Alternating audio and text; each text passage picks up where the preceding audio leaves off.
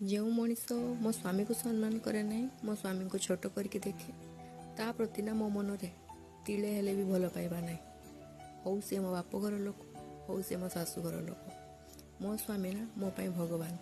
ତାଙ୍କ ତୁଳନା ନା ମୁଁ କାହାରି ସହିତ କେବେ କରିବା ପାଇଁ ଚାହେଁନି। ସେ ଖରାପ ହେଲେ ମୋ ପାଇଁ, ଭଲ ହେଲେ ମଧ୍ୟ ମୋ ପାଇଁ।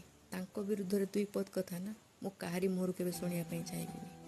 ମୋ ସହିତ ଖରାପ କରିଥିଲେ ନା ସେ କେବଳ ମୋ ସହିତ ହିଁ କରିଛନ୍ତି। ଆଉ ମୋ ସହିତ ଯଦି ଭଲରେ ଅଛନ୍ତି ନା ତାହେଲେ କେବଳ ମୋର ହେଇକି ଅଛନ୍ତି। ତାଙ୍କ ବିରୁଦ୍ଧରେ ଦୁଇ ପଦ କଥା କହିକି ତୁମେ ଭାବୁଛ ମୋ ପାଖରେ ଭଲ ହେଇଯିବ ନା, ସେ ଅନ୍ଧବିଶ୍ୱାସଟା ନା ଆଦୌ ପାଳନି। ଯଦି ମୋ ସ୍ୱାମୀଙ୍କ ଯେଉଁଠି ସମ୍ମାନ ନଥିବ ନା ସେ ଜାଗାରେ ମୋ ସ୍ଥାନ ମଧ୍ୟ ନାହିଁ।